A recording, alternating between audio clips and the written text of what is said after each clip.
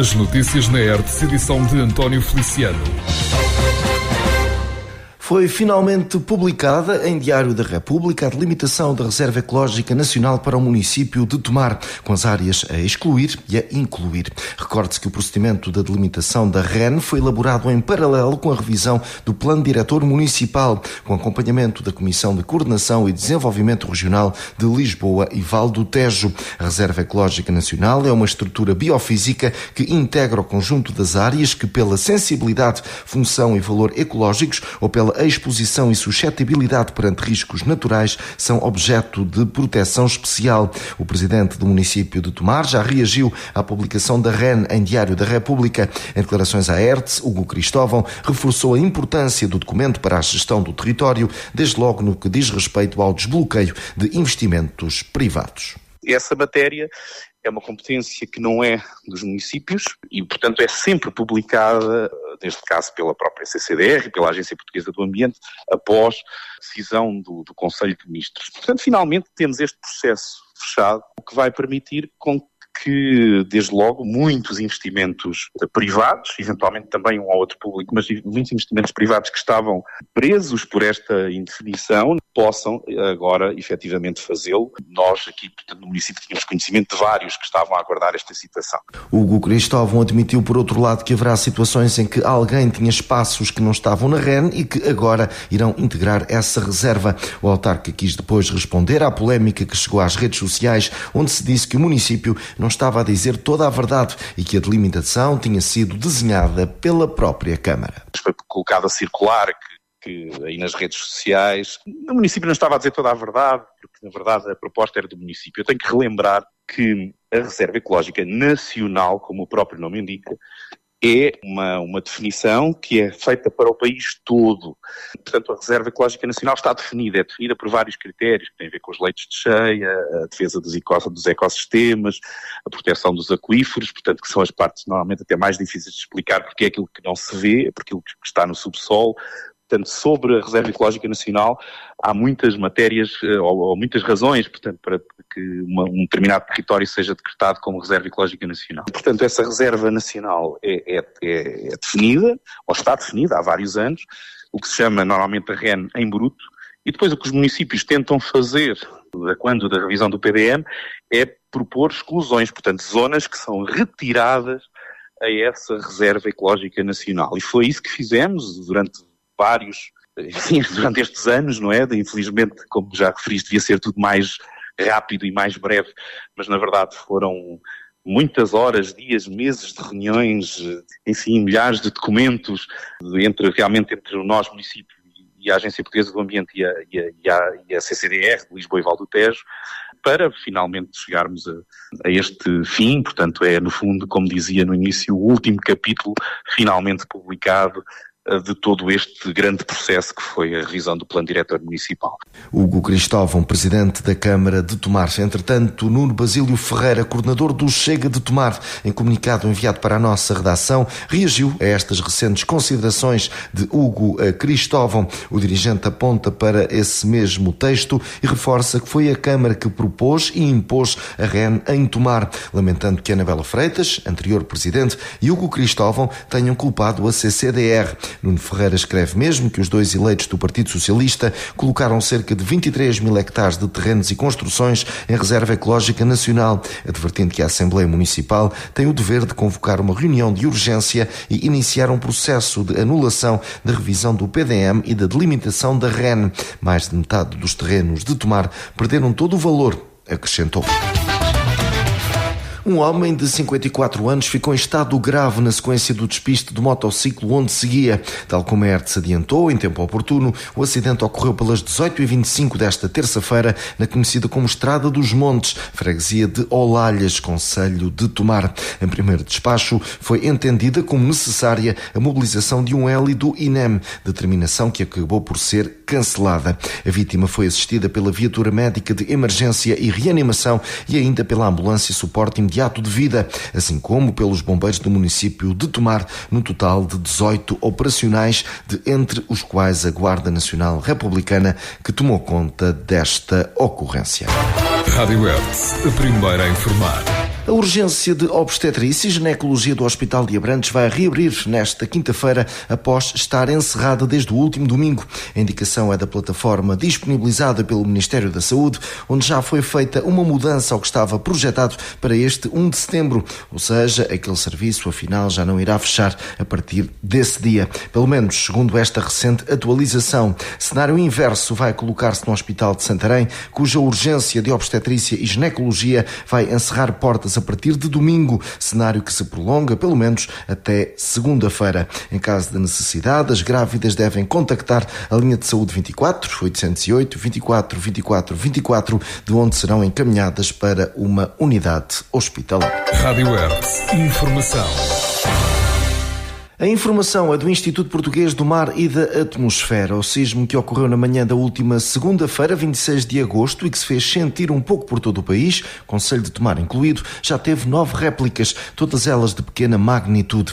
Segundo o comunicado do IPMA, as últimas ocorrências datam do início desta terça-feira, pelas 0h14 e pelas 0h30, com intensidade de 1.4 e 0.8, respectivamente, longe dos 5.3 do abalo inicial, que, recorde-se, teve epicentro a cerca de 60 km a oeste de Sines, Setúbal, e a 25 km de profundidade. Através do questionário macrosísmico online, foram já recepcionados no Instituto mais de 19 mil testemunhos, referenciando os efeitos deste sismo. Em termos de magnitude e considerando uma área com um raio de 100 km em torno do epicentro, trata-se do 10º maior sismo ocorrido desde o século XVI, sendo esta zona muito marcada pela ocorrência, em 1858, de um terremoto histórico particularmente importante, conhecido como o Sismo de Setúbal, e que teve uma magnitude de 7.1, refere o mesmo texto do IPMA. Rádio Hertz. Informação. A partir deste 1 de setembro, os utilizadores do transporte público meio vão beneficiar de um conjunto de novos descontos, incluindo a gratuitidade em alguns serviços que irão ser um estímulo à utilização dos autocarros meio na região do Médio Tejo. Para os maiores de 65 anos que disponham de passe mensal, a utilização dos autocarros meio vai ser totalmente gratuita. Também o acesso gratuito está garantido nos transportes urbanos das cidades de Abrantes, Tomar, Orém e Fátima, através do passe urbano. Neste arranque de setembro, na aquisição de novo passe da rede meio, vai ser possível viajar em todo o Médio Tejo por 40 euros por mês. Estão previstos descontos em todas as assinaturas de linha. Exemplo, até 4 km poderá andar-se no Médio Tejo por apenas 10 euros por mês e até 28 km por 20 euros também mensalidade. Esta e outras medidas foram divulgadas pelo presidente da Comunidade Intermunicipal do Médio Tejo, Manuel Jorge Valamatos. A gestão dos transportes públicos tem um peso muito significativo naquilo que é a gestão da própria Comunidade Intermunicipal. Uma percentagem muito significativa do orçamento da Comunidade Intermunicipal tem a ver com a gestão dos transportes públicos em toda a nossa região, em todo o Médio Tejo, e conseguimos agora, finalmente, alguns de grandes objetivos que nós tínhamos previsto poderem acontecer. Eu acho que isto é uma notícia absolutamente extraordinária para as pessoas, é absolutamente importante e relevante no futuro e o ambiente, obviamente, agradece, e gostava de vos dizer que a partir de 1 de setembro vão estar em vigor todas estas novas medidas de promoção da utilização dos transportes públicos. Destaco que a partir de 1 de setembro, nas urbanas, ninguém mais paga. Nem os jovens, nem os menos jovens, será gratuito para toda a comunidade. Importa, por questões de monitorização, importa que cada cidadão faça um cartãozinho de utilização do transporte público, que vai custar 5 euros, mas que é válido durante 6 anos. Incide os serviços públicos de transporte rodoviário urbano de concessão público de transportes passageiros do Médio Tejo, designadamente os TUAs, transportes urbanos de Abrantes. O Abusa passa a ser, obviamente, gratuito. O TU-Tomar, transportes urbanos de Tomar. O TUFO, transportes urbanos da cidade de Fátima e de Orém. Portanto, todos esses transportes, querem Abrantes, querem Tomar, querem Orém e Fátima, passam a ser absolutamente gratuitos. Já a partir deste domingo, 1 de setembro, os utilizadores do transporte público meio vão beneficiar de um conjunto de novos descontos, incluindo serviços gratuitos. Rádio Hertz, a primeira a informar. Uma mulher de 52 anos foi detida pela Guarda Nacional Republicana de Alcobaça, distrito de Leiria, acusada de violência doméstica contra o seu companheiro de 63, contra quem proferia ameaças de forma reiterada, reforça o Comando Distrital de Leiria. No decorrer das diligências e na presença dos militares, a suspeita agrediu a vítima através de estrangulamento, ao mesmo tempo que proferia ameaças contra o homem e contra os próprios operacionais, motivo que levou à sua detenção. Desta ação resultou ainda a apreensão de uma navalha com 8 centímetros de lâmina. A mulher foi presente ao Tribunal Judicial de Leiria, tendo-lhe sido aplicada a medida de coação de afastamento da vítima. A Câmara de Vila Nova da Barquinha instalou um novo sistema de MUPIs digitais em vários edifícios municipais, no processo que será alargado futuramente a outros espaços públicos do concelho. Para o presidente da autarquia barquinhense, Fernando Freire, a iniciativa insere-se na estratégia de modernizar a comunicação institucional e a divulgação de informações relevantes para o cidadão, facilitando o acesso aos serviços públicos. A iniciativa visa, de facto, modernizar os serviços públicos. Para quê? Para uma questão de sustentabilidade ambiental, substituição essencialmente por papel e por revista, e mais numa questão também de visualização, cortando de facto aqui com o uso de papel. Permite também apelar e sensibilizar, quer no atendimento público, quer através no ato da espera desse atendimento público, todos os serviços que são oferta do município, e é através destes dispositivos que, de facto, é possível também consultar em tempo real toda a informação vigente e que está a vigorar no nosso território. Quer seja também em termos de legislação, quer também em eventos, quer de serviços disponíveis, quer os horários de atendimento, quer também as campanhas de sensibilização que existem e que estão a decorrer, quer outras notícias de interesse público, de facto é relevante para os seus municípios e para o concelho.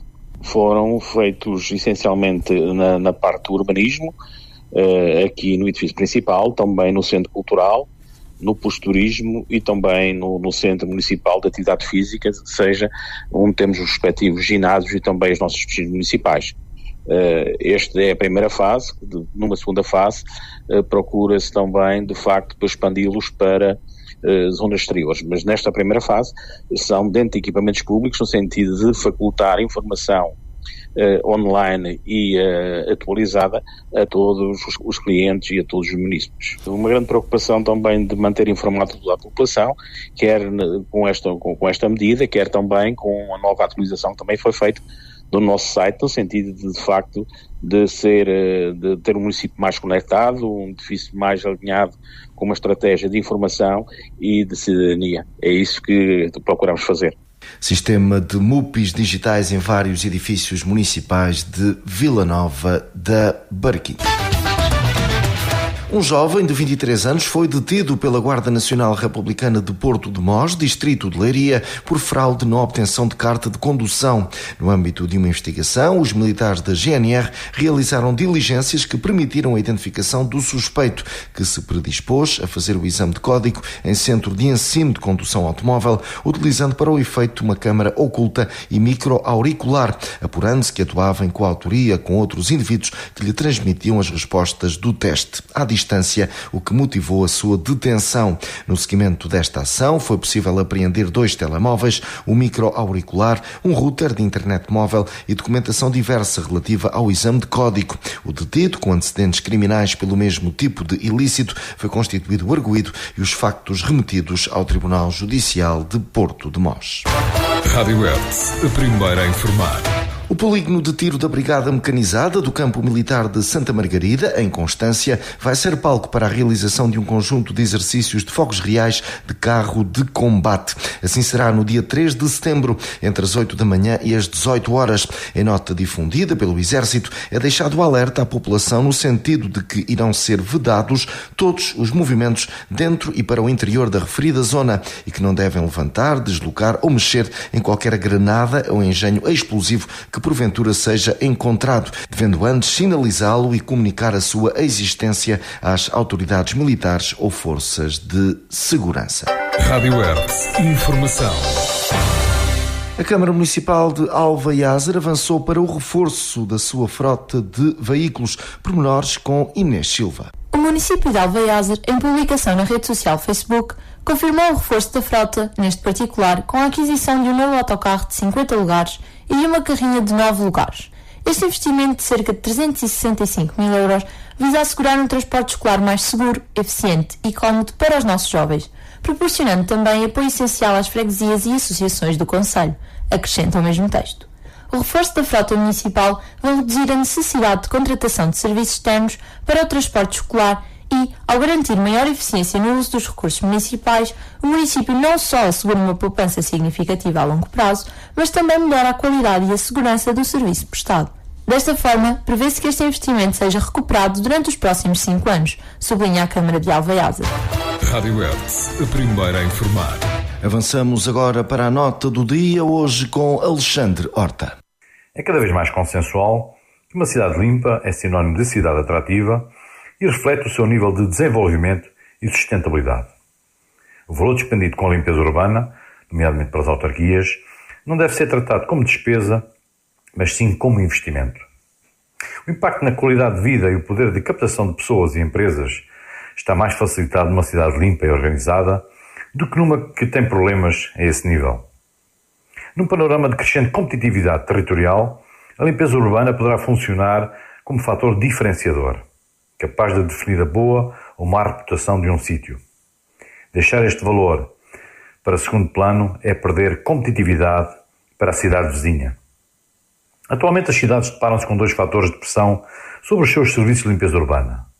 Por um lado, a falta de capacidade para fazer face ao aumento significativo do turismo. Por outro, a falta de sensibilização das pessoas para a limpeza e deposição de resíduos no espaço público. Se no primeiro caso a exigência de investimento é fundamental, no segundo a sensibilização e a educação das pessoas tem que ser desenvolvida, sendo que este segundo aspecto não poderá, de forma alguma, servir de fator desencorajador para a operação de limpeza exigida às autarquias. Em Tomar, infelizmente, nota-se que muito ainda há a fazer nestas 2 vertentes. Sinal disso é a quantidade de resíduos de todo o tipo que se pode encontrar em diversos pontos da cidade, fora dos locais apropriados. A situação do centro histórico ainda causa maior preocupação.